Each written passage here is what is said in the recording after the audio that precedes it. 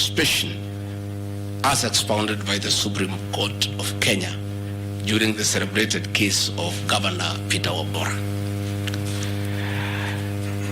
The motion alleges that 2 years since assuming office, Rigathi Gachagua has acquired property and wealth whose estimated value is 5.2 billion, despite his known income by way of employment is 24 million.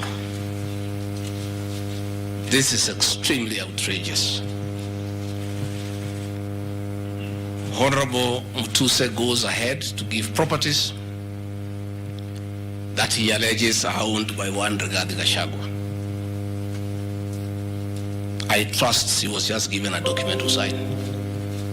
Had he taken some bit of time to do some research, he would not embarrass himself and the National Assembly.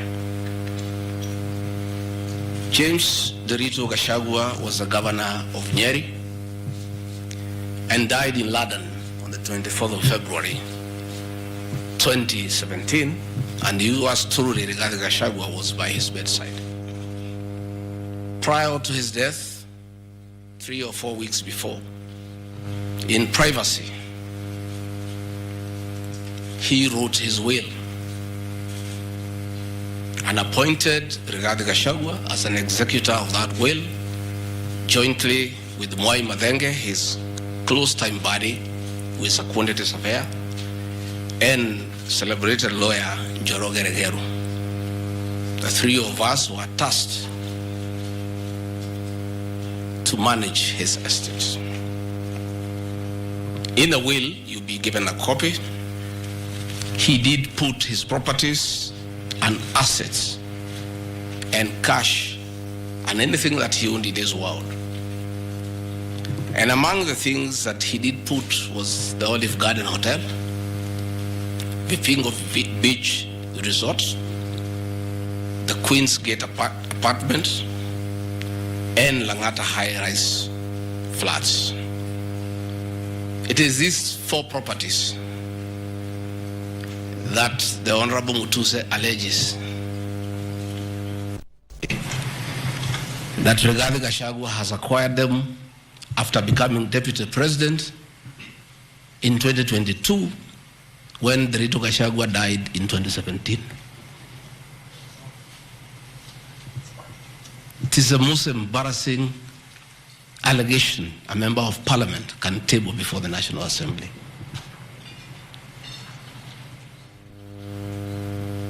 Those properties were constructed and were in operation when the late Gachagua was alive. I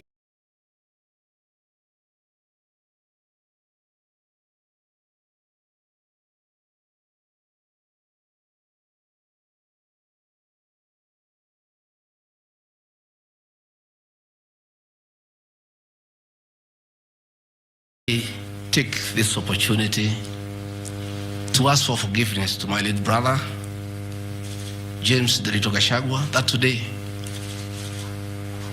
as your younger brother defends himself, he'll defile your privacy by distributing your will that you wrote in privacy. That your properties that you worked so hard for many years to benefit your wives and children are now a subject of discussion and are alleged to be proceeds of corruption. How unfair, well, can you be to a dead man? A man who worked so hard, a man who gave his life for his family, to buy plots, to construct property, and leave them in his death for his children and his brothers and sisters. And then you go to the floor of the House and allege that those properties are production of corruption. My dear brother, rest in peace and forgive me for having joined politics. Because were it not for politics, you would not suffer this shame. your children are crestfallen as they see their properties being splashed in newspapers as proceeds of crime. The Olive Garden Hotel that is alleged to have been bought by Rigathi Gachagua belongs to the estate of the late James Derito Gachagua. And in his will, he directed that we sell all his properties and divide the proceeds among his brothers, sisters, wives, and children. We, as the executors of his estate, and I want to pay tribute to lawyer Njoroge Regero and Mwai Madenge for their commitment and sacrifice to the Gachagua family.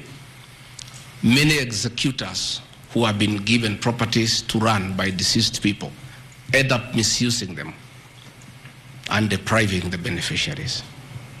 These two great men and myself, because my brother knew I'm an honest man and a fair person, and he knew his family would never suffer in my hands, we were able to sell Olive Garden Hotel at 412 million and distributed the proceeds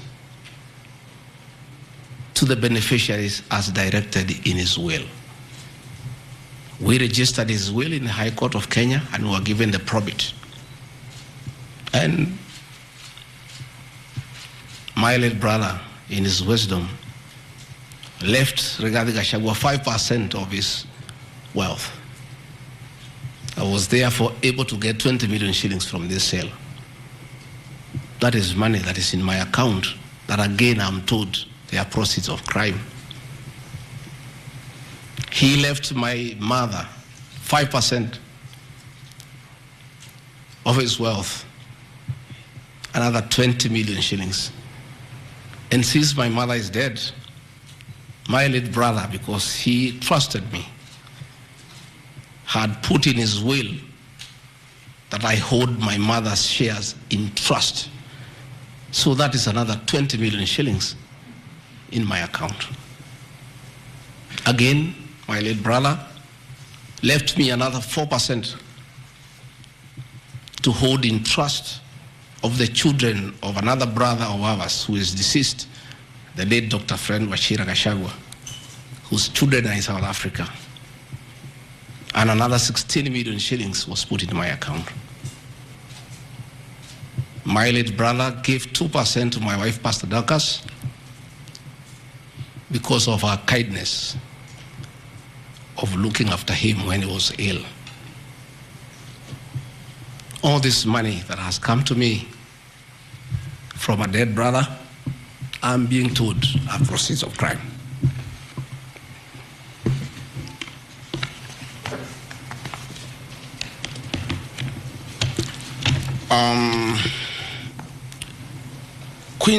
Queen's Gate Service Apartments, another property belonging to the late Gachagua, is another property that I'm told I've bought as when I'm deputy president. That is why I have 5.2 billion worth of money. And this property, again, we sold the Cooperative Bank of Kenya, the staff retirement benefits for nearly 600 million. And this money we utilized to pay his debts.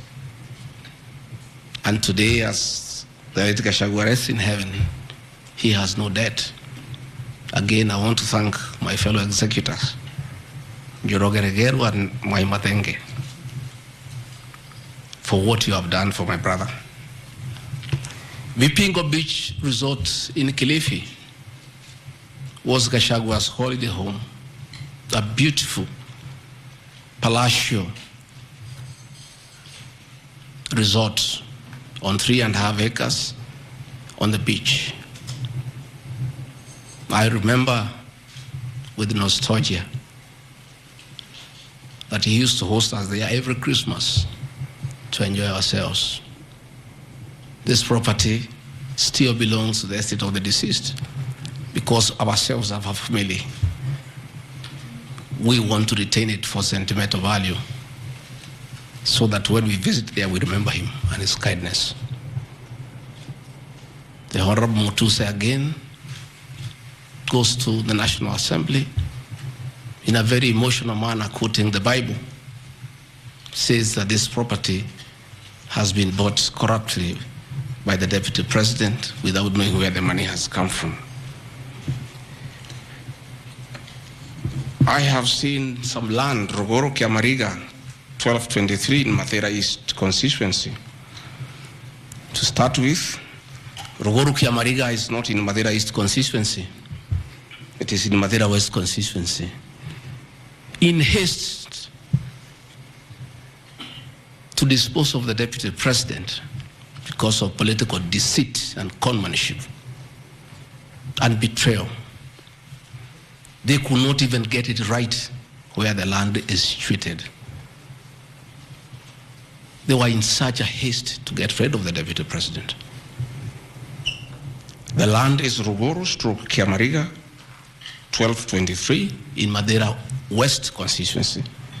It's a 2-acre piece of land. It's alleged it has a helipad. It's a lie. The land is 2 kilometers from my rural home.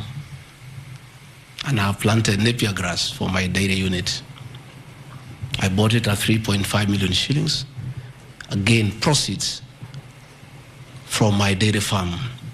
I have a dairy farm with almost 150 cows. And I do make an income of almost 1.5 million shillings every month. I can surely afford to buy 2 acres of land. And I take this opportunity to thank my brothers from the Kalenjin community for that dairy farm. Anytime I've gone to the Rift Valley, in appreciation of the support I gave President William Ruto, the Kalenjin community always gives me a cow or 2. And within 2 years, I have the largest dairy farm in Mathera constituency, courtesy of the Kalenjin people. I want to thank them for their kindness. I have seen an accusation that I've bought 40 acres of land in Kakuret, Kabraine in Kieni Nyeri constituency as Deputy President of the Republic of Kenya. I saw the Honorable Njoroge Wainaina, the MP for Kieni, signed the notice of motion to impeach me on the allegations, this one being among them. Had there been no malice, Njoroge Wainaina, the Honorable MP for Kieni, would have advised the Honorable Mutuse that he sold me this land in the year 2015. I have a sale agreement I'll give you with this picture. I bought this land from the Honorable Njoroge Wainaina in 2015. I was not even a member of parliament. Yet he has appended his signature that I should be impeached and go home for having corruptly bought 40 acres of land in Kakuret. In fact, the land is not 40 acres, actually 35. The allegation is that it's 40 acres. But that land is 35 acres. The people of Kakuret know it. I bought it from the Honorable MP for Kieni. And had he read this motion, I'm sure he would not have signed it. But as you all know, there was a lot of coercion. There was a lot of intimidation. And I'm sorry that I'm told the Honorable Wainaina is admitted in hospital because of threats, coercion. He is being forced to hang a brother against his will and his conscience. These are the lies that Mutuse brought to the National Assembly and asking the people of Kenya to get rid of the Deputy President of the Republic of Kenya based on lies. I have seen another ridiculous allegation that the Honorable Rigathi Gachagua, Deputy President of the Republic of Kenya, has since becoming Deputy President, acquired 80 acres of land in Meru. That is false. What is true is that the Deputy President is a member of Solution Circle Limited in Meru. And for those who do not know, the Deputy President is half Meru, half Kikuyu. His mother, the late mother, Rigathi Gachagua, was born in Meru in a place called Katheri, and thereafter settled in Kiberesha. Deputy President Rigathi Gachagua sometimes is a lonely man. His father is dead, his mother is dead. His brother, Rigathi Gachagua, the governor, died of pancreatic cancer. His brother, Dr. Fred Wachira Gachagua, died because of alcohol. His other brother, Jackson Riani, died because of alcohol. His sisters are married. So when he goes home, many times he's lonely. And he decided to look for some land in Meru where he can go and build a house and be among his relatives, his mother's relatives. And in the process, I identified a 29-acre land and borrowed money from Solution Circle, which I'm paying every month. We'll give you documents to show you that this is 29 acres, not 8 acres, that I have bought from a loan that I have taken as a member of Solution Circle in Meru, the land of my mother, and which I call home. I have seen an allegation that I have a dairy farm in Nyandarua. I don't have a single animal in Nyandarua. I have some little land in a place called Shamata, but I'm yet to do anything about it. I think I just mentioned it to one of the member of parliament for that area called Gachagua that I would like to start a dairy farm. And I think in those rumors in parliament, the Honorable Mutuse went ahead to say that I own a dairy farm in Nyandarua. I own no such farm today, but God willing, because of the good climate in Daragwa, in Shamata, one day, God willing, I'll have a huge dairy farm. I have seen companies listed just to create an impression that Rigathi Gachagua is doing business. I want the people of Kenya to know that Rigathi Gachagua was a businessman before he became a politician.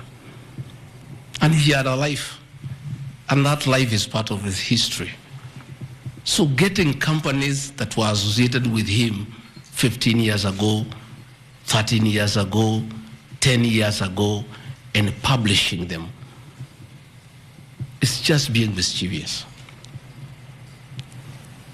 My life did not start as Deputy President. I left university in 1989 and served the public for 15 years, up to the year 2002. I left for the private sector for another 15 years. In those 15 years, I was a very astute businessman. And luckily for me, maybe of you are not that lucky, it was during the Kibaki era when things were working. The economy was strong, business environment was right, and there was room to make money. And I made money that time. Those are old companies, and they are not trading. And when I became Deputy President, a few companies that owned properties, I transferred to my children, and I told them to continue doing business and not to do business with the government because I don't want conflict of interest. I want to confirm to the people of Kenya tonight that no company owned by my children has ever done business with the government, and I'm demanding for proof from the Honorable Mutuse or anybody else linking the Rigathi Gachagua family with business deals with the Kenya government. I agreed with my children that they do business with the private sector, do farming, and run the family business that I bequeathed them. These companies are all listed. And just for clarity, because I don't think they are worth a reply, because there's nothing about them. Rigathi Gachagua Foundation. As a member of parliament, I was educating orphans. I was educating children of single mothers. I was educating children of PWDs. And the education needed to continue. And I don't have the benefit of CDF money. So I started a foundation, the Rigathi Gachagua Foundation, to continue doing the work of charity. I have seen my foundation here. The Honorable Mutuse has not said what crime the Deputy President has done by having a foundation that is non-profit making. For the purposes of clarity, I'll give you the bank statement for this foundation. I've only received a total of 12 million shillings from well-wishers, which have educated children, have educated students at Pwani University, and other vulnerable people. Dorcas Rigathi Gachagua Foundation is just an attempt to bring my family into mud. Every Kenyan knows the work Dorcas Rigathi has done in this country for the boy child. She has opened clinics for addicted children, and she gets a lot of money in her foundation. Since a decision was made that the government will not fund the office of the spouse of the Deputy President, Kenyans of goodwill flock to her every day with cash donations, with material donations, for her to continue with a very good program she's doing of rehabilitating children in Kilifi, in Mombasa, in Nyandarua, in Laikipia, in Nairobi, and her work is well documented. I am yet to see from the mover of this motion what crime the Dorcas Rigathi Gachagua Foundation has done. There is no allegation, there is no evidence, there is nothing. Against Rigathi Gachagua Foundation, there is nothing. Spiritway Limited is a company registered by Dorcas Rigathi that does work with the church ministries. This ministry has not traded, does not even have a bank account. It's some strong women of God who have come together to create a company around their issues to preach the gospel. The mover of this motion has not indicated at all what crime this company has committed, other than dragging the name of my wife into mud in the National Assembly. Calvary Creed International Limited, as the name suggests, is a company founded by my wife in 2015, long before I became a Deputy President. Again, on evangelism and activities to do with the Church of Christ. I have not seen a single allegation against this company. Mothers of the Lord Limited. Again, this is a company incorporated by my wife, Pastor Dorcas, in 2021 with our friends. It has never traded. It does not even have a bank account. The Anani Collective. This is a business name registered my son, Dr. Keith Rigathi, in 2021 before I came into office.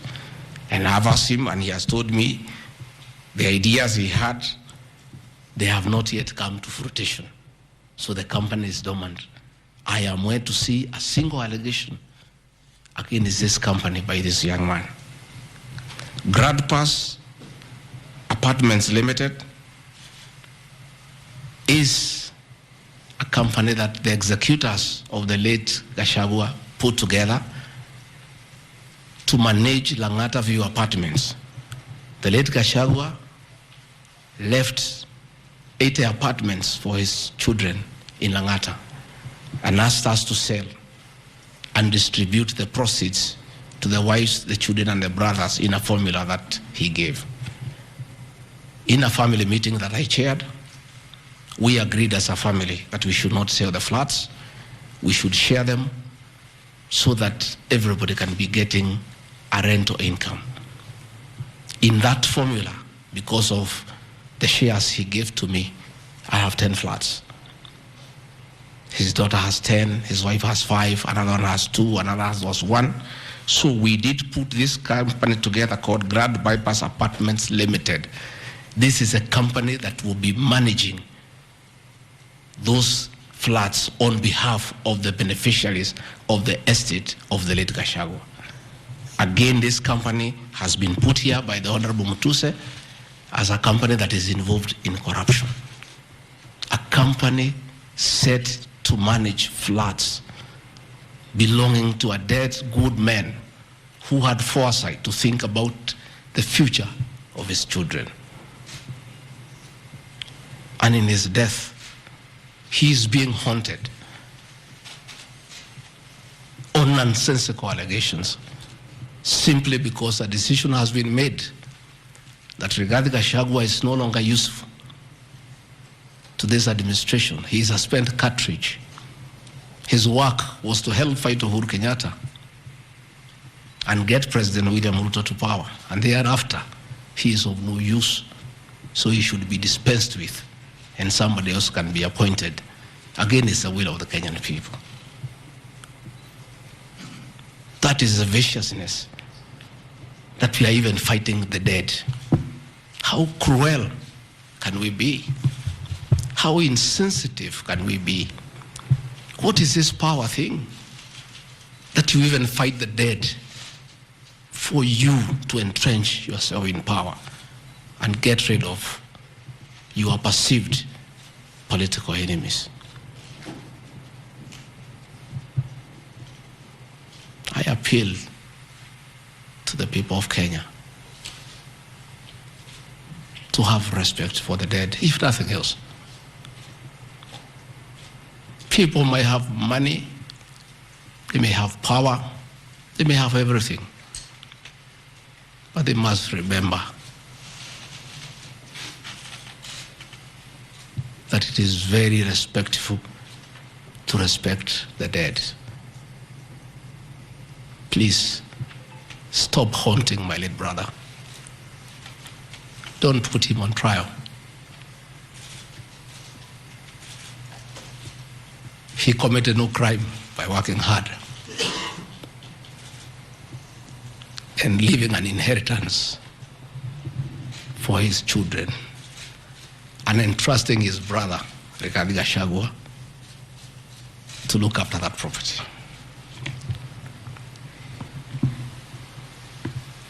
Fortis Viz Group Limited is a company incorporated in 2023 by my son Kevin and Dr. Keith.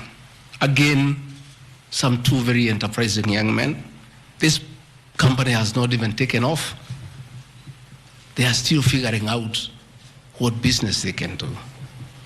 And before they can even settle down, their father is under siege. So they have to come here every day to keep me company and find out what is not happening.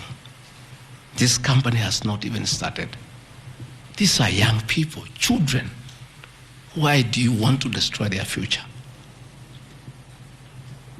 By putting their names in the press with negativity because you want to destroy their father. These are innocent boys who have decided to invest in their own country. Why do you want to destroy them? You can destroy Rigathi Gachagua. Fair enough, he has lived for 59 years. But these boys, hardly 30 years. Why do you want to destroy them? Pioneer Medical Company Group, I founded this company in the year 2008. It has not done business for the last 10 years. Why are you bringing it to Parliament? Rido Furniture Mart Limited, I founded this company with my wife, Pastor Dorcas, in the year 1999. We used to sell furniture at the roundabout at Bomas on your way to Rongai. And we built this company from scratch. And it's been in existence for years. And when we stopped trading with it, we put up apartments in Kroi, in Rongai, called Rido Plaza, that are managed by this company. We collect rent. We have, I think, 40, 50 flats there, and pay tax every month. What wrong has Rido Furniture Mart done? Rido Plaza was constructed in 2012, 10 years before Rigathi Gachagua became deputy president. Even if you want to kill his man and make sure he's totally destroyed, why don't you pursue him for the 2 years he has been in office? Why do you want to go back 20 years before he became deputy president, and criminalize his enterprise and his hard work? Biovet Kenya Limited is a company, again, I founded in 2009. Many years before I even went to Parliament. It has not done business for the last 15 years. Not a single shred of evidence that this company has done wrong. It's not there. Murani Manufacturers Limited. It's a company that is founded by a character from our village and sold some shares to my wife and my children and interested them in manufacturing feeds for pigs and for chicken. It never even took off. This company has never traded in government. It has not done any business. It is actually dormant. I'm told the account has only 132,000 shillings. And you want to set the Deputy President of the Republic of Kenya, a man elected by 7.2 million Kenya shillings, because his wife and children have some shares in a company that has 132,000 shillings. Surely. Delta Merchants Limited is a company I founded in 2009 during the Kibaki era. It has not done business for 15 years. We demand that you see what this company has done. Wamunyoro Investments Limited is a company named after my village in Wamunyoro, which I founded in the year 2001 as a construction company. This company owns a lot of property that I bought in those years when the economy of this country was on sound footing. Since I became deputy president, we ceased all activities of this company. It has not done a single transaction with anybody. The company is dormant, but it owns property. Those properties were bought and acquired long before I became deputy president.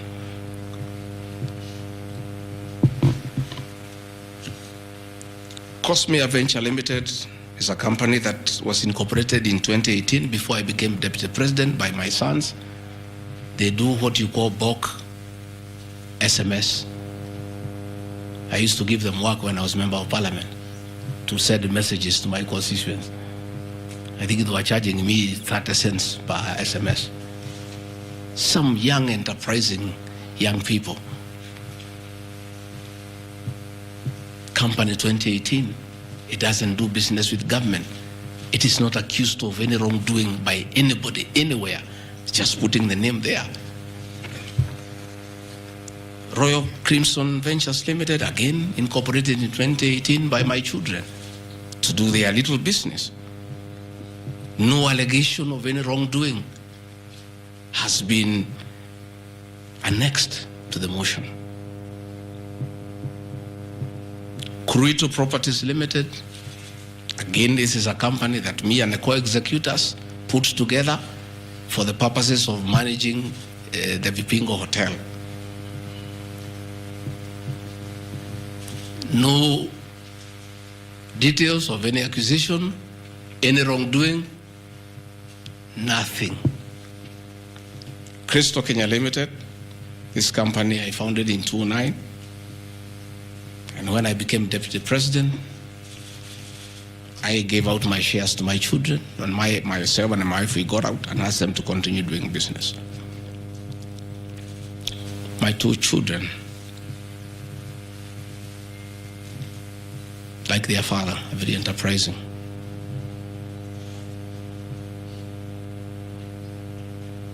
Nyeri County, where I come from, we were hit badly by COVID, and all our hotels shut down.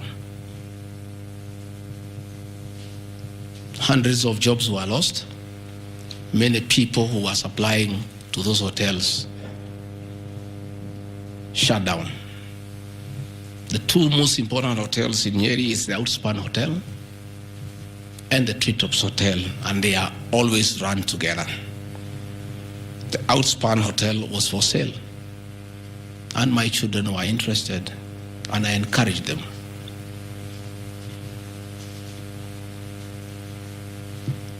Treetops Hotel cannot be sold. It belongs to KWS. It's a government hotel. You can only lease. And the person who owned Outspan Hotel had also leased the Treetops Hotel. So my son acquired Outspan Hotel and got an assignment of the lease. So they don't own Treetops Hotel. It's on a lease from KWS to Aberdare Safari, then an easement to Crystal Kenya that is run by my children. I shouldn't be here talking about Crystal Kenya Limited and my children because they are not part of this proceeding. But they have no other forum to defend themselves, so I have to defend them. They are grown-ups. They should defend themselves, but they don't have the forum. They went to a bank and borrowed 600 million. The documents are there. And bought a hotel and bought the lease. And I publicly announced that my family has acquired the two hotels because there was nothing to hide.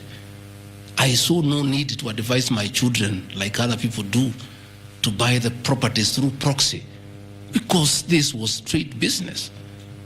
They went and borrowed 600 million from the bank. And they were given 1 year moratorium, which is not over, to do the renovations and all that and open the facility. But I want to thank my son, Dr. Keith Rigathi. He worked very hard. That I think last month or so, I was at the Treetops with the British High Commissioner to open the Treetops.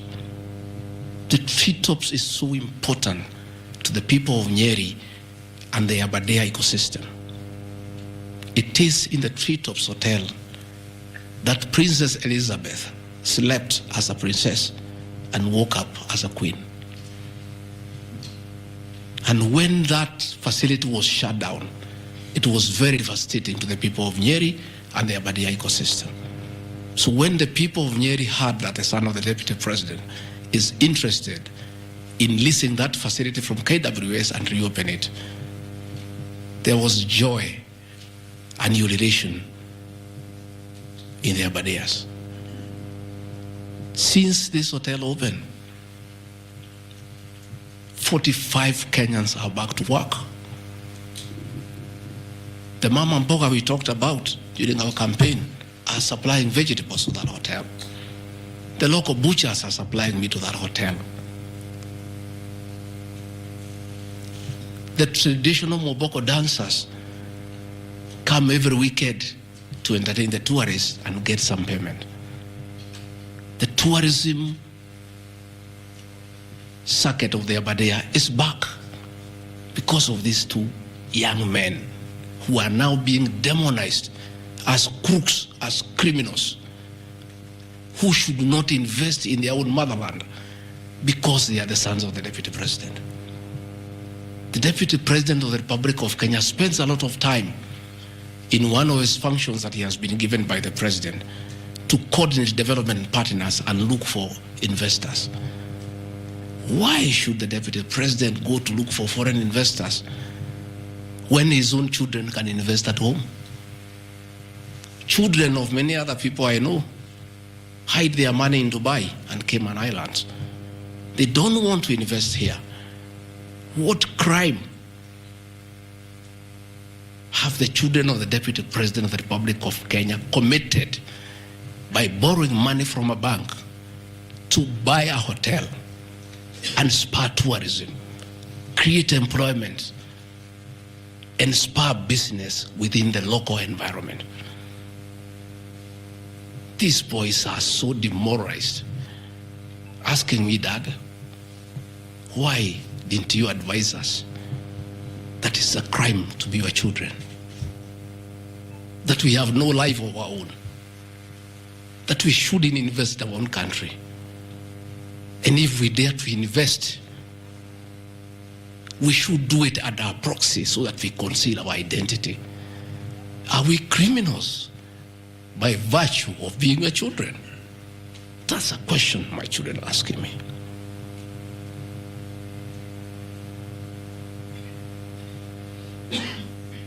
What crime can children of Kenya commit to borrow money from a bank and start an enterprise and employ people and spur tourism? How unfair can a country be to its young population to condemn them for being enterprising? I'm being told by the National Assembly that I need to be impeached from office because my children have dared to borrow money, buy property in their name and invest in their own country. And for that, their father should be sent home. I want to conclude by Karadi Farm Limited. This is a farm I founded in 2001 with my wife, Pastor Dorcas. And it runs our farms. It runs our dairy farm in Nyeri that is doing very well. I'm making $1 million shillings also every month. And I sell calves, and it's doing very well. And my farm now has become a model farm for the local farmers. We are doing chicken, we are doing rabbits, we are doing sheep. Again, nobody has told me what crime has Karandi Farm committed. Technical Supplies and Services Kenya Limited, a company I founded in 2001. I did business during the Kibaki era. When things got very bad, I stopped doing business with it. It has not done business for the last 8 years. And of course, in the 2 years I've been Deputy President. I want proof. Tomorrow, the National Assembly to table proof what these companies have done. They will be very embarrassed before the people of Kenya. This will be the most shameful act ever in the history of our National Assembly, where you go table a motion that is so sensational based on trash and not a single accusation backed by evidence. I have seen an allegation that exerting influence on officials of the Ministry of Lands to issue an allotment letter to Amunyoro Investments Limited and using the fraudulently acquired documents to support a court case. Again, Amunyoro Investments Limited was never allotted any land. This parcel of land, 209/12077, Amunyoro acquired at 24 million shillings in the year 2012. The documents are there, we'll give them to you. Purchase from a third party. Somebody went to the National Land Commission and lodged a case and claimed the property belonged to him, a former senior outside the Ministry of Lands. And the National Land Commission made a determination, the records are there, that the land belongs to Amunyoro Investments Limited. Again, he went to the High Court in the year 2022. I was not Deputy President.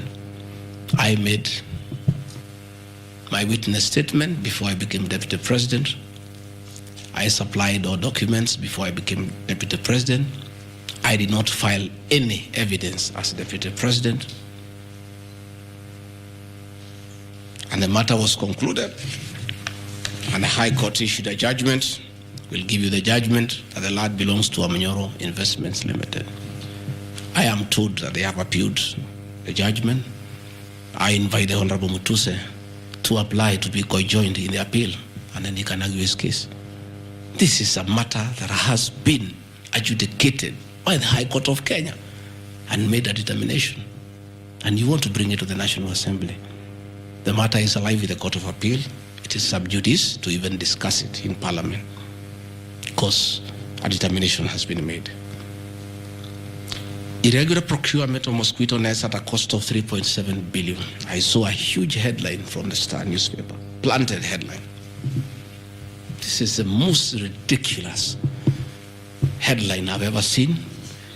And this is the most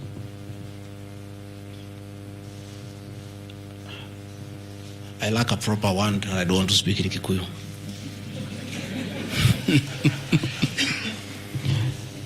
I think somebody needs to give me some water. What I'm looking for.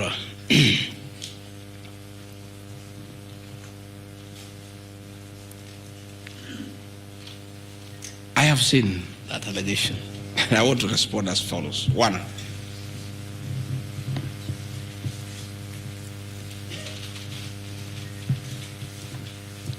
there is Andrew Mulwa. He has sworn an affidavit with the false allegations, and he had better be very careful,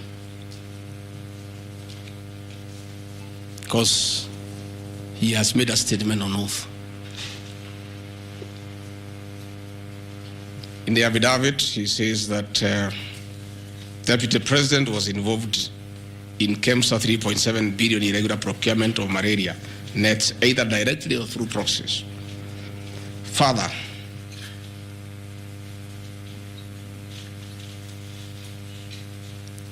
Shobika Impex Limited is an international company, the fourth largest manufacturer of mosquito nets in the world. It has done many tenders with KEMSA, with the Global Fund, countries in Africa, in Asia. And there was a tender.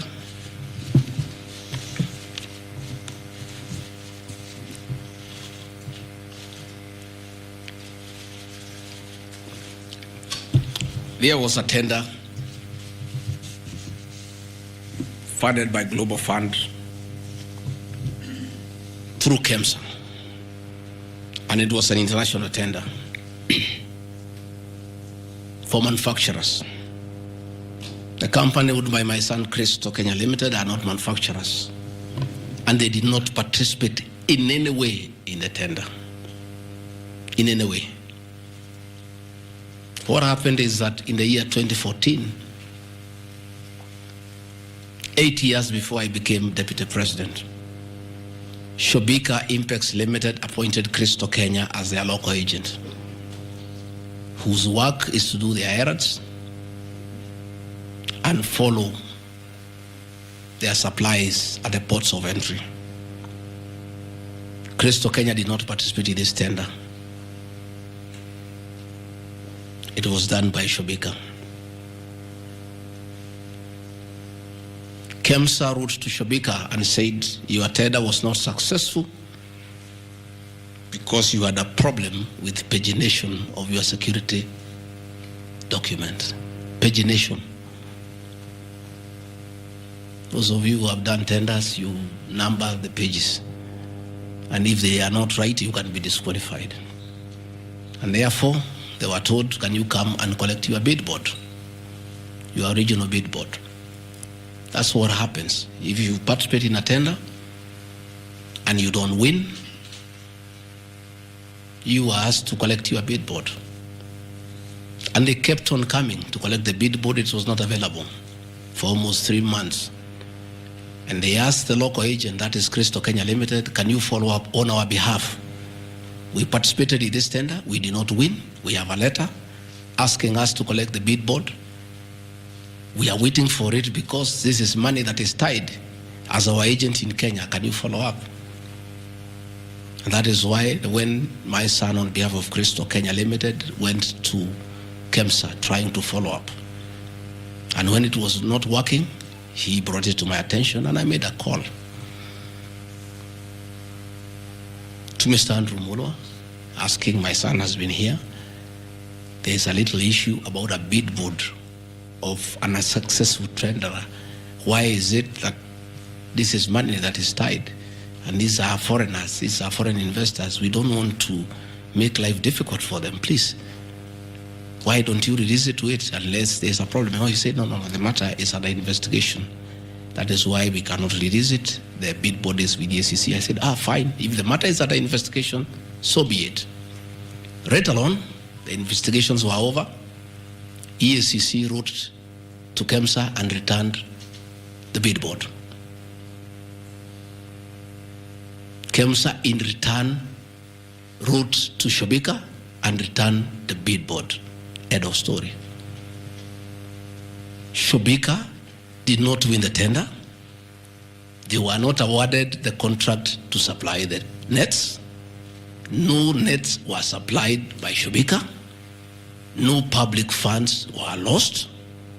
And we are told by Deputy President asking why a bid board to a tenderer who has failed to win cannot be returned. He endangered the lives of the people of Kenya. That is how absurd the allegation is. There is no evidence that the company with my son participated in the tender. They did not participate.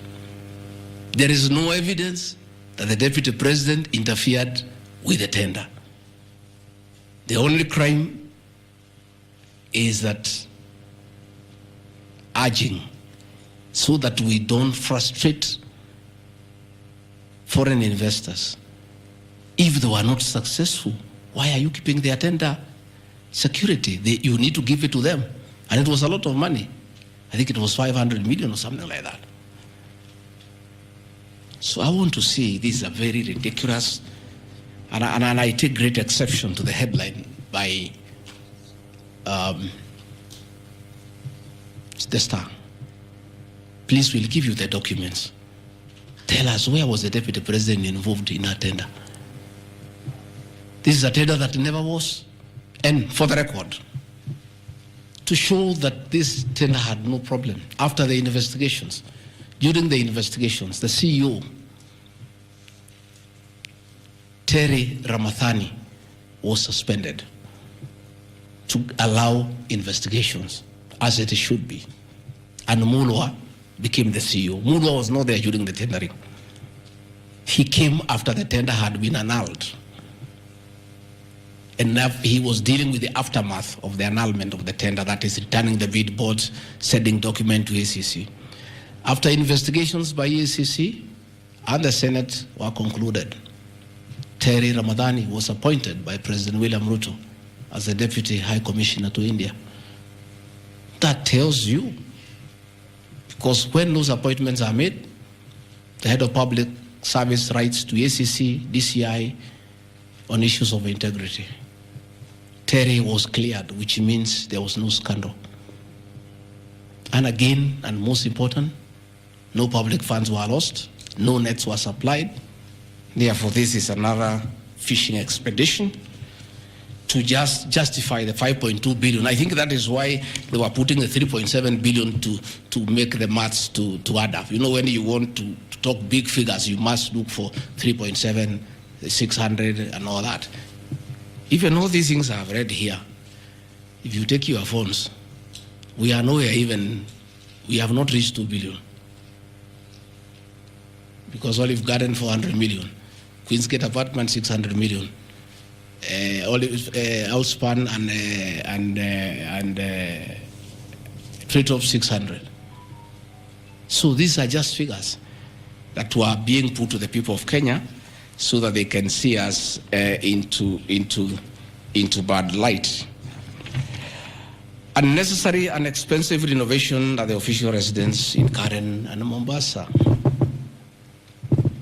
How Mutusen knew it's unnecessary, I don't know. He has never been here. You guys were here before.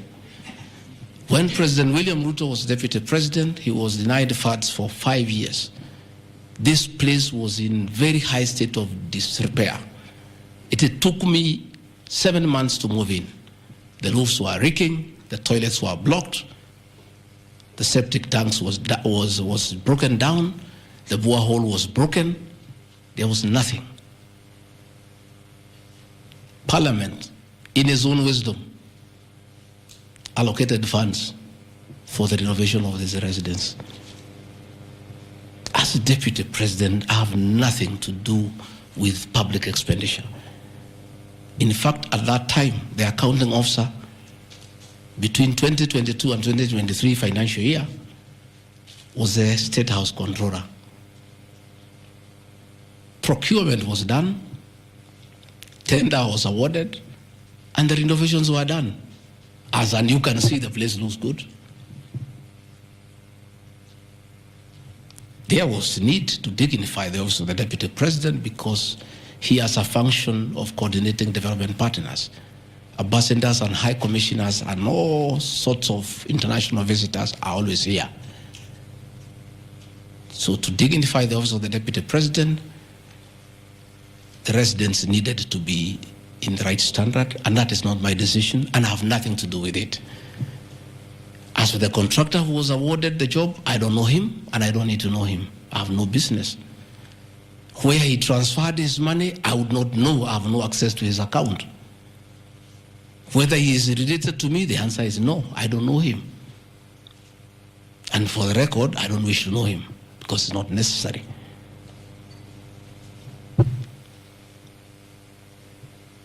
Government expenditure is audited every year by the Auditor General. Since this office was under the executive office of the Deputy President for that financial year, the Auditor General did her inspection and gave us a clean bill of health. The renovations that were done were not highlighted with having any audit query. If the Honorable Mutuse had taken his time to look at the Auditor General's report, he would not have brought this baseless accusation.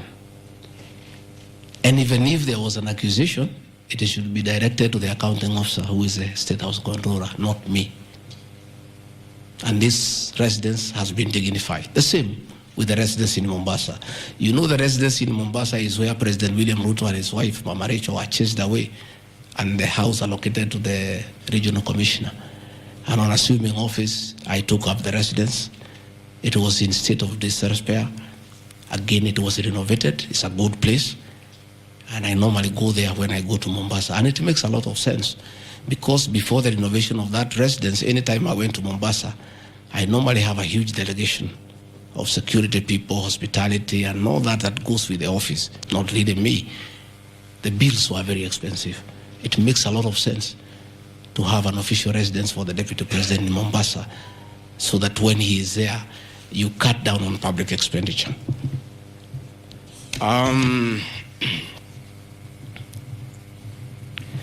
Dubiously acquiring a substantial portion of sum of 100 million paid to Lusona Events Limited. Again, that's another ridiculous accusation from the North.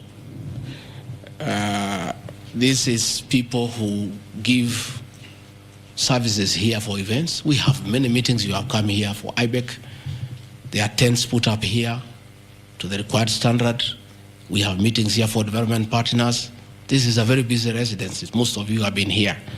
Again, I don't get involved in procurement. That is the work of the accounting officer and his team in public finance management. As to the person who does that work, I don't know he or she, and I have no business knowing who does the work. Those are things that are not in my purview. Again, the ridiculous accusations that money came to me, one would have to demonstrate how it came to me. Was it brought to me through my account, through cash? Who was there? What is the evidence? Again, it is just trying to throw mud at me. And I want to say that that accusation is baseless, and we believe we want to see the mover of the motion coming up with tangible evidence. Again, these accusations lack particularities and specifics. They are just generalized accusations. Again, we'll be challenging that again in court, because there is a ruling that grounds of impeachment must be well grounded and must be particularized and specific. This is just an allegation. Where is the nexus between the supplier of events to this residence and the Deputy President, Rigathi Gachagua? There is no nexus. I don't know the person. I don't know the company. I'm not involved in the procurement. I don't even know how it is procured. All I do is I want events, and they are arranged, and I take part in those events. Those accusations of funds utilizing the Deputy President, in the office of the Deputy President, coming for my personal benefit, are ridiculous, unfounded, and totally malicious, and there's no evidence whatsoever. And I want you people of the press to also have these people to give you the evidence. Don't just write headlines. Ask, where is the evidence? Where are the particulars? You know, you don't just allege, oh, this particular supplier, this money went to the Deputy President. Yes, fine, that is good. How? How did it go to the Deputy President? You must explain.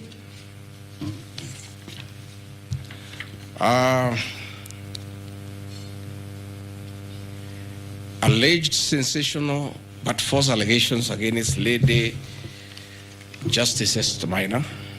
It is alleged that the special notice of motion at ground 4 had a gross violation of the Constitution, that I publicly attacked the Lady Justice Esther Maina and forcibly threatened to bring action against her.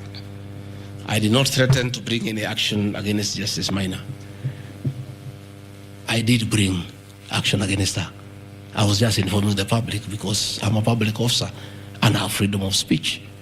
I have filed petition before the Judicial Service Commission against Justice Esther Maina in issues I felt I did not get proper justice. So I did not threaten her. I did what the law says. If you are not happy with the conduct of a judge, you file a petition before the the Judicial Service Commission, which I have done. Again, I don't want to delve before the matters because it is against sub judice, but that I have done. So I cannot be threatened. I cannot be said to threaten her. And again, I have a right as a leader, as a Kenyan, to say what I'm doing. And I did say publicly that I will bring a petition against her, and I have done it.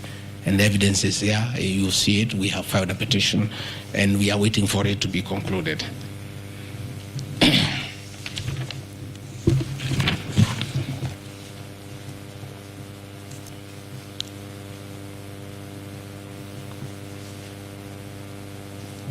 Again, I want to emphasize that my statements were protected speech consequent to a decision by the land judge in a matter involving my personal assets, which I disagree with and found to be wholly unfair. The matter having been concluded at that stage, my criticism of the decision was not sub judice, nor in any other manner prohibited by law. While I respond to the ruling of the land judge, I was in absolute disagreement with it. Contrary to the assertions, the special motion, I did not forcibly threaten to bring action against the land judge. I took legal action available to every citizen of Kenya under Article 168(2) of the Constitution, which allows any person to petition the Judicial Service Commission for the removal of any judge, and filed a legal complaint before the Judicial Service Commission in March 2024. The complaint being live before the JSC, discussion of the conduct of the land judge in the said matter here would be sub judice. Diverting materials meant for construction of Kilifi Malindi Highway to tarmac a private load to Vipingo Beach Resort. Again, I said Vipingo Beach Resort belongs to the estate of the late Governor Gachagua. The facts are as follows. King Charles III visited Kenya between 30th October 2023 and 3rd November 2024. During his state visit, one of the designated places where King Charles III was to visit was Kuritu Marine Conservancy, which shares a road with the Vipingo Beach Resort. And it's a public road, by the way, it's not a private road. I have an extra copy of the program of the state visit to Kenya by King Charles III, marked RG, which at page 13 on items 63 and 64 shows his departure and arrival at Kuritu Marine Conservancy. As I was walking around, I slept there, I think 2-3 weeks before the arrival of the king. And as you all know, I walk every morning. And as I walked on that road, I found there was a lot of activity and tarmac was going on. I was very happy and I asked what was happening. And I was told that the king himself, the third, will be coming. So, like all other residents of that area, we are very indebted to King Charles III that this was done very speedily. Rigathi Gachagua never called anybody to do this road. In fact, I'm informed that this road is donor funded, the one to Kilifi, and there is a component of corporate social responsibility. And I have learned, after I have inquired, that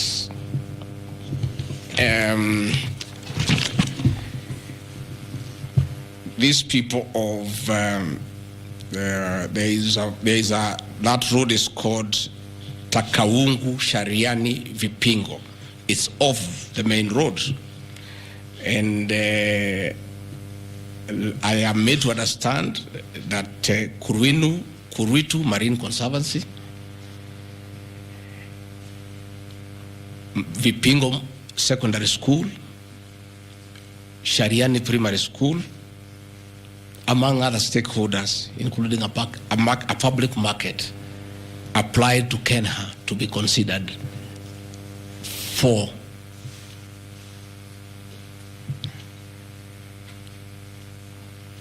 corporate social responsibility. And I think the issue of the king hastened that request. And that's why I said we are grateful to the king. Again, I invite evidence to show that I influenced that road. In any case, I would like to know the member of parliament for that area, how he will vote in this motion. He should be a very happy man. If Deputy President Rigathi Gachagua occasioned a tarmac road to be done in his constituency, he should vote for me. But I didn't. And when I went there, that Shariani market, people are very happy with that road, because I walk there in the morning when I sleep there. People are very happy with that road. The secondary school there, the boys and girls are very happy. The primary schools are there. And again, contrary to the assertion by the Honorable Mutuse, it's not a private road, it's a public road. And it is serving many people, a primary school, a secondary school, a market, and a whole community, including the family of the estate of the late Governor Rigathi Gachagua. We are just beneficiaries of good deeds by our government that were hastened by the arrival of His Majesty the King III. Undermining the President and the Cabinet by allegedly making contradictory public statements from the position taken by Cabinet regarding the evacuation of the people residing along Nairobi River. To start with, for the record, President William Ruto has never complained to me that I have undermined him. If he has told that to Honorable Mutuse, I would like to know that he has complained to Honorable Mutuse that his deputy has undermined him. Article 147 of the Constitution provides the Deputy President shall be the principal assistant to the President and shall deputize for the President in the execution of the President's functions.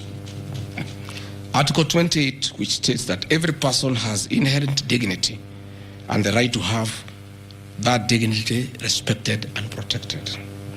Article 29C, which states that every person has the right to freedom and security of the person, which includes the right not to be subjected to any form of violence from either public or private sources.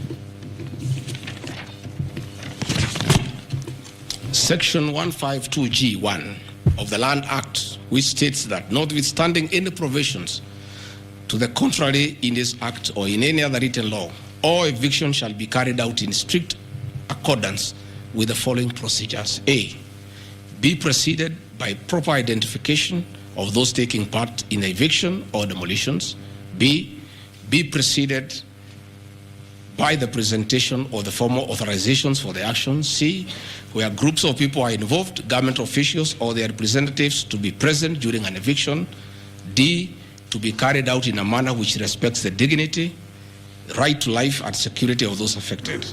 Include special measures to ensure effective protection to groups and people who are vulnerable, such as women, children and elderly, and persons with disabilities. F, include special measures to ensure that there is no arbitrary deprivation of property or possessions as a result of the eviction. G, include mechanisms to protect property and possessions left behind involuntarily from destruction. H, respect the principles of necessity and proportionality during the use of force and give the affected person the first priority to demolish and salvage their property. Critically, our Constitution provides at Section 147(2) that first, the Deputy President shall perform the functions conferred by these constitutions and any other functions of the President as the President may assign. Pursuant to Article 3 of the Constitution, I, as well as every citizen of Kenya and state of public officers, have the obligation to respect, uphold, and defend the Constitution in performing any of my functions. The national values and principles of governance contained in Article 10 of the Constitution by those state organs, public officers, and all persons, including myself as the Deputy President, wherever we make or implement public policy decisions. In relation to this matter, these national values and principles include the rule of law, democracy, and participation of the people, human dignity, equity, social justice, inclusiveness, equality, human rights, non-discrimination, and protection of the marginalized.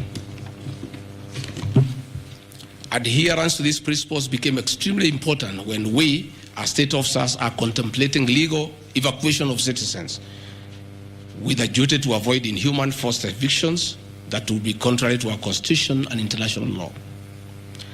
While campaigning with the President, and subsequently when I was sworn in as Deputy President, you can remember, I promised as a key pillar to the Kenya Kwanza government that there will be no forced and unlawful evictions and that all evictions shall be human and entail legal compensation. You remember my inauguration speech. I said never again shall this administration carry out inhuman evictions in a brutal manner as was done in the previous administration. I and my office, the Office of the Deputy President, have undertaken extensive engagement with all parties in regard to the cabinet decision on eviction, which I fully support, including the Nairobi River, which is an entity under the ODP and County Government of Nairobi. Adherence to these principles become extremely important when we as state officers are contemplating legal evacuation of citizens with a duty to avoid inhuman forced evictions that would be contrary to our Constitution and international law.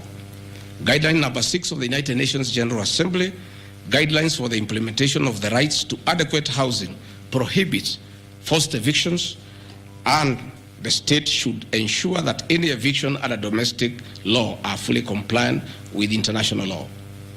The guidelines further require meaningful engagement with communities to ensure that the rights of residents are implemented cooperatively without the need for eviction procedures or police enforcement. I have supported the implementation of cabinet directives on the eviction, safe for the fact that on being informed that each person residing at the Nairobi River was being evicted and paid only 10,000 shillings, which I and many other Kenyans felt inadequate compensation for eviction.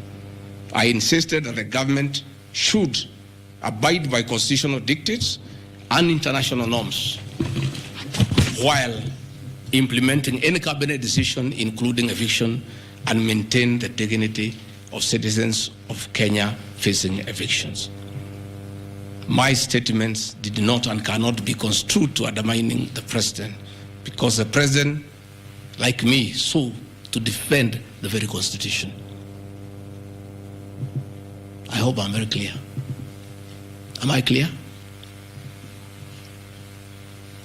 I cannot, I will not oversee, supervise, forced, brutal eviction against the people of Kenya. That I will not, and I can't.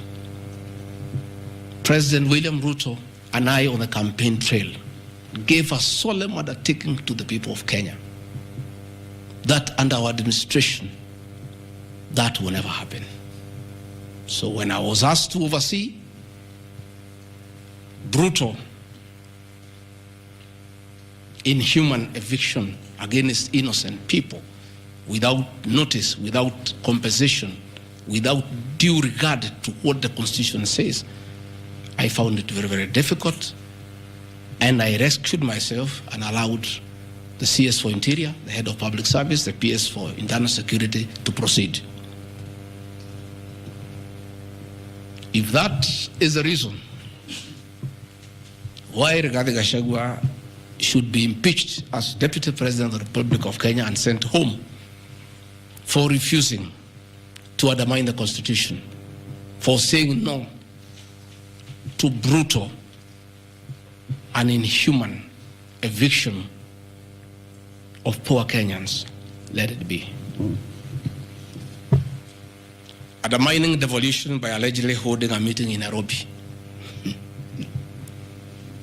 Good people.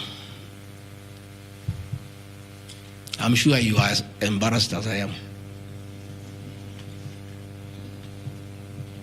That a deputy president holding a public meeting to talk to the people of Kenya is undermining devolution. To start with, Deputy President Rigathi Gachagua, in the duties spelled out by the President under Executive Order number 1 of 2023, he has the duties to coordinate intergovernmental relations. I work with the governors. This is the home of devolution. I hold meetings with the governors every day. I chair IBEC. I cannot be accused, and I need evidence tabled that I undermined devolution. The motion alleges that on 29 September 2024, I unlawfully interfered with the running of the Nairobi City Council government by holding a public rally where I allegedly incited citizens against law directives of the county government on planning and relocation of markets. This is my response. It is not true that I incited citizens against the law directives of the county government, as alleged.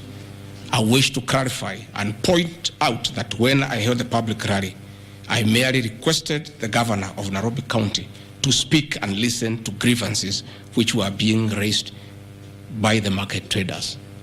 Videos will be produced tomorrow in the National Assembly. I, Rigathi Gachagua, asking Governor Sakaja to take time to listen to the people and listen to their grievances. The traders had sought me out to intervene and request the governor on their behalf to dialogue with them and seek a solution to their grievances with regard to the relocation of markets. Had the governor listened to these traders, they would have had no business coming looking for me. All I was saying is listen to the people. Before you relocate them, have public participation. Most of those traders have lived in Wakulima market for 40 years. They wanted to discuss with the governor what happens to us, what happens to our customers, what happens to the distances that we cover, what about the extra cost of going to the new relocation. And I think the traders were right. Requesting a meeting with an elected leader is their right. And when they requested me to go and meet them, because they were desperate and they needed somebody to hear to them, I did go and speak to them. Again, this motion alleges that on 20 September 2024, I unlawfully interfered with the running of the Nairobi City Council by inciting citizens against law directives of the county government.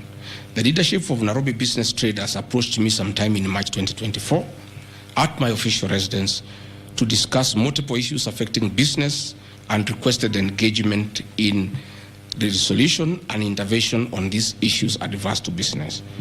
Consequent to this meeting, I directed that short, medium, and long-term strategies be undertaken, coordinated by the Office of the Deputy President, to address the issues raised that are cross-cutting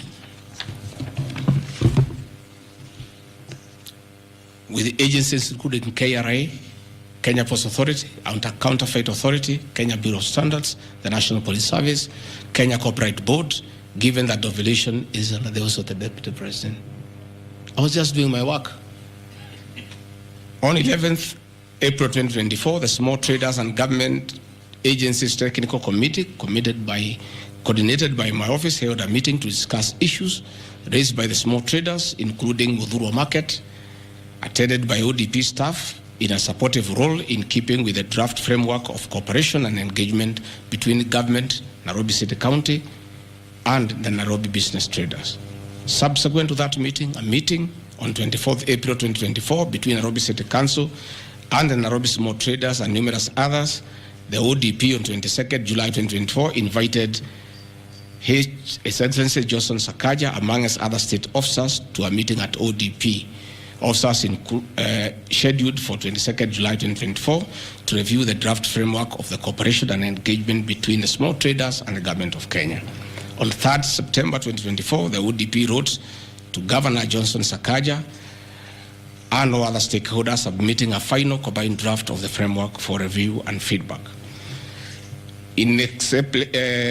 After all the engagement between all the parties and the draft framework, Governor Sakaja decided to arbitrarily proceed with the relocation of Mudhurwa Market. That gave rise to the cry by the people. Meetings had been held, a framework had been agreed on. And as an elected leader, as Deputy President, I think going to listen to people who are in anguish, who are crying, is responsible leadership. The government that President William Ruto and I lead is a listening government. And going to listen to people cannot be an impeachable crime.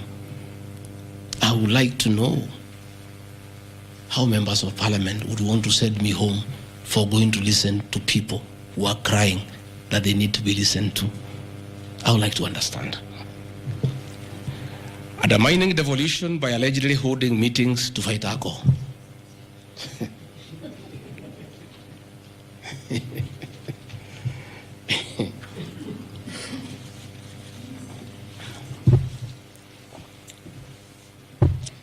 I think tomorrow will be the greatest circus. Or do I call it the theater of the absurd? That Deputy President Rigathi Gachagua, undertaking duties assigned to him by the President to fight illicit brews and drugs across the country, should be impeached because by doing so, he is interfering with the devolution.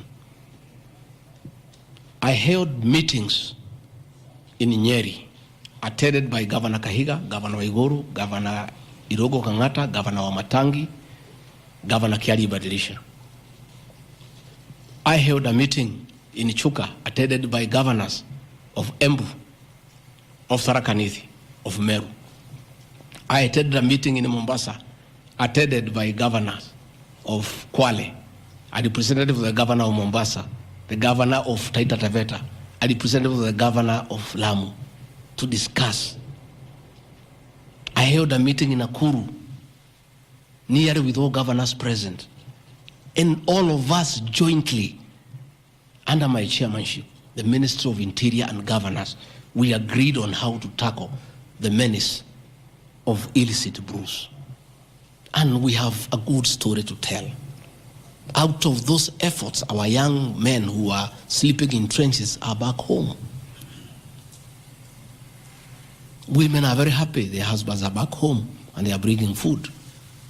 In fact, some children have been born.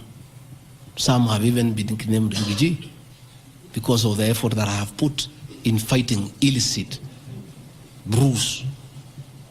I think the people of Kenya would be shocked to hear tonight that one of the accusations against their deputy president and why he should go home is because he led the battle to fight illicit brews and drugs that has caused havoc among our young people. Please, if Rigathi Gachagua is a problem, why don't you assign this job to somebody else? Because this job must be done. We must get our children off drugs. We must fight illicit alcohol.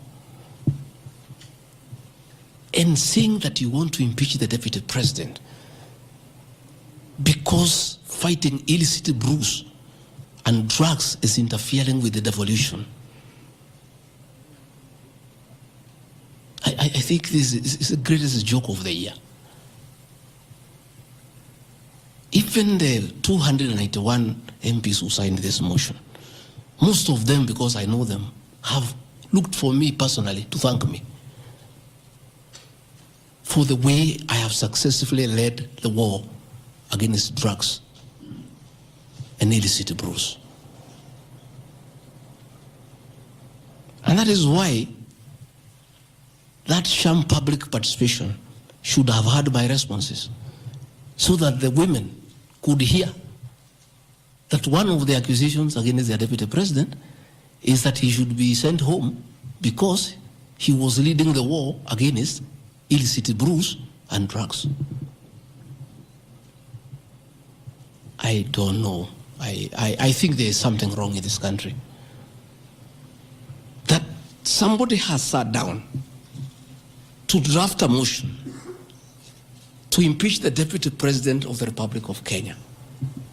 And one of the grounds is that he has interfered with the devolution by leading the war to fight illicit brews and drugs. This is a height of absurdity. And Parliament will be the theater of the absurd.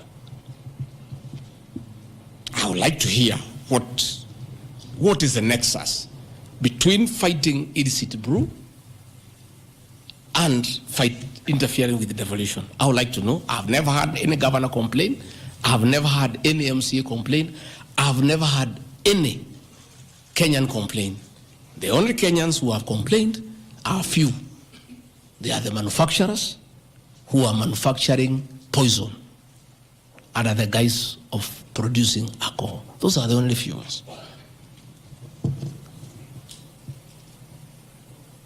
I beg the National Assembly and the Senate, most of the National Assembly, to save face, to consider striking this ground before the motion tomorrow, because it sounds ridiculous to the people of Kenya. Again, if Deputy President Rigathi Gachagua has to be sent home for fighting drugs and illicit alcohol, so be it. Sensational statements against the National Intelligence Service and its Director General and other officers. My response.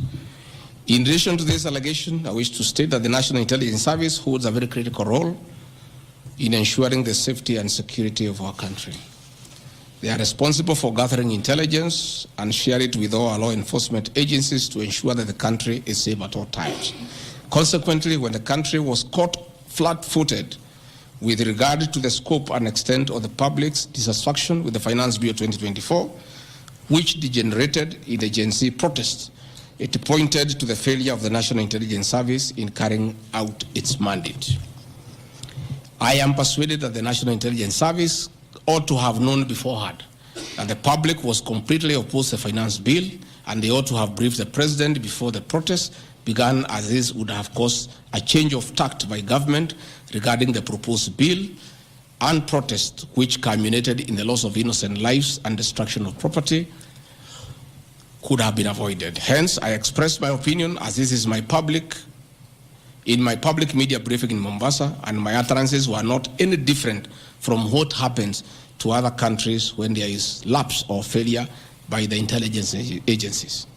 Many of you will recall that after September 11th terrorist attack in the US, the US intelligence agencies were massively criticized. An inquiry was even opened to investigate why the intelligence agency was not able to detect and thwart the terror attack.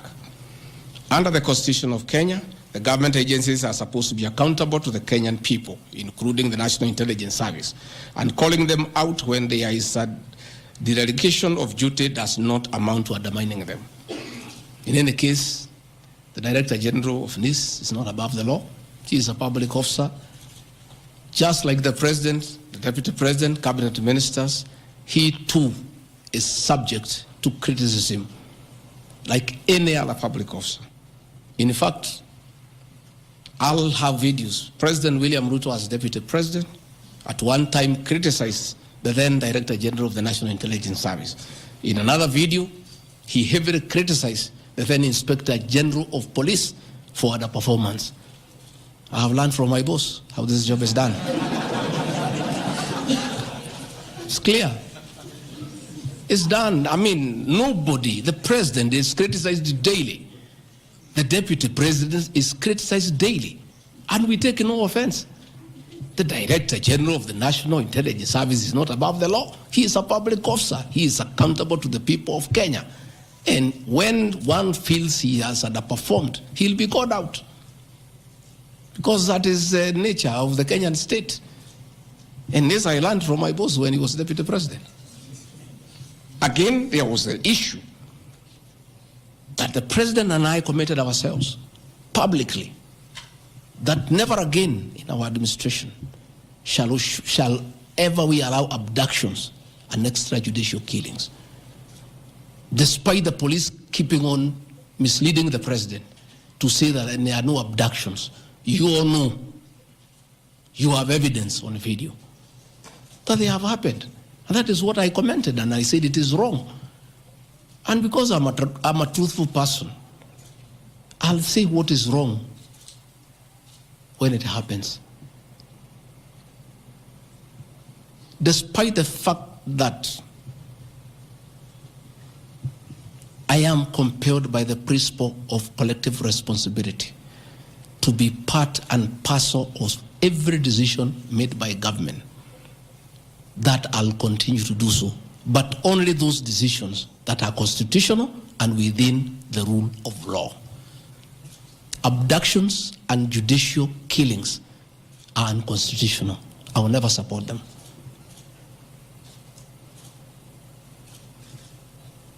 President William Ruto has been criticized left, right, and center.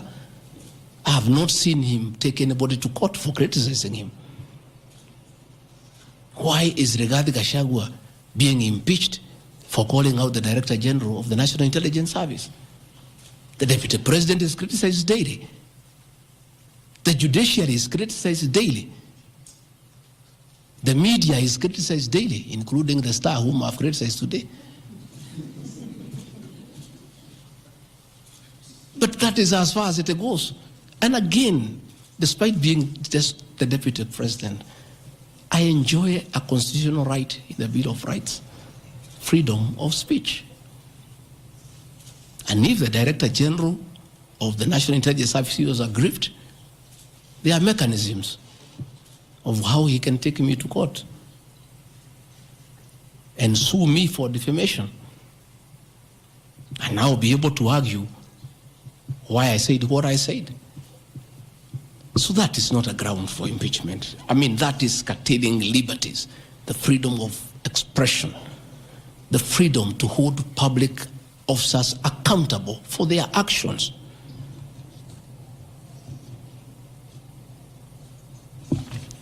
And I want to say finally,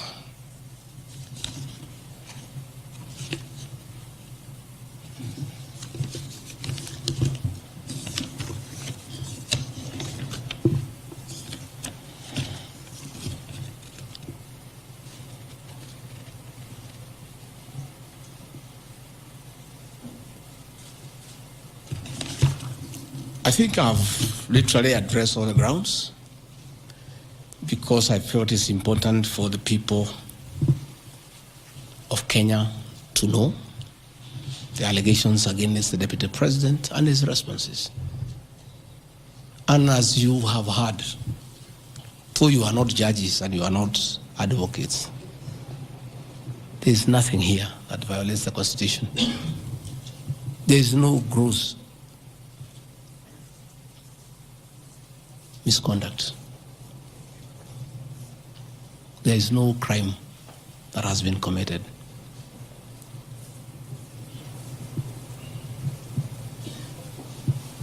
I'm innocent on all these charges, and I want to clarify my apology yesterday to the President did not in any way imply that I'm guilty of these charges. I'm not. This I'm not. My statement was that if there is something I've done to the President that I don't know, that probably has upset him, I ask for his forgiveness. But that was in no way an admission of this ridiculous allegations meant to overturn the will of the people. Finally, in conclusion, I want to say that overturning the will of the people is not a joke. It calls for very serious violation of the Constitution. None of these issues here meet the threshold. We'll go to Bunge tomorrow. I'll be there at 5 for 2 hours, and I'll put my case. In the unfortunate event it proceeds to the Senate, I'll be there again to prove my innocence by way of evidence.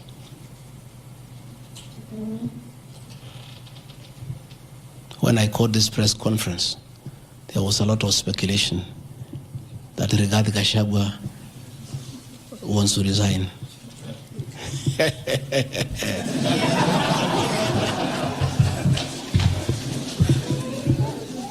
This is a man elected by 7.2 million Kenyans. How dare you suggest to him that he can do so without public participation?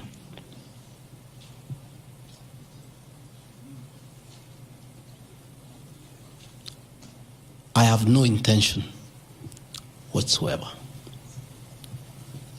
to resign from this job. I'll fight to the end. I have tremendous respect for our judiciary and the professional judges of the High Court, the Court of Appeal, and the Supreme Court. And in the professional manner they have handled serious issues affecting Kenya. The impeachment of a deputy president elected by 7.2 million Kenyans is not a small matter that can hastily be decided by a few members of parliament and senators and wish it away.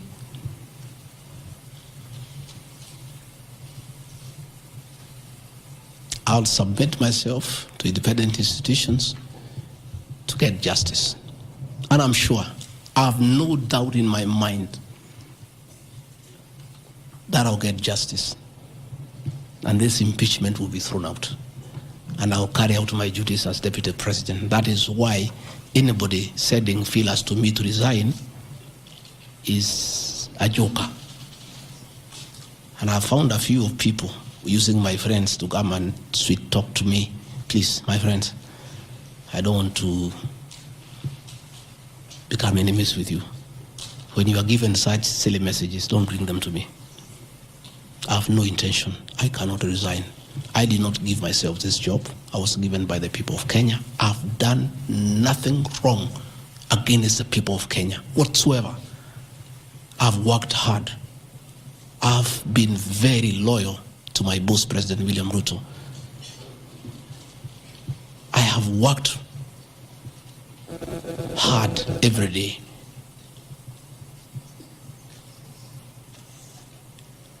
And I will not be distracted. I think there's one issue I've forgotten, one ground. The issue of the shareholding, isn't it? Even you guys can remind me if there's one issue that I have not dealt with.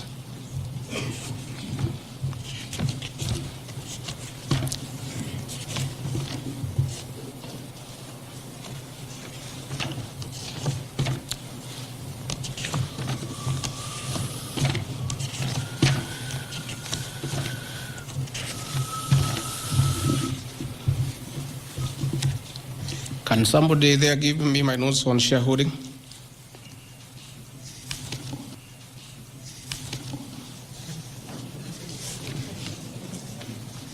Yeah, I have them here. That's okay. Yeah. This is an important one. There are several. I had not. There are a few silly ones. There's one that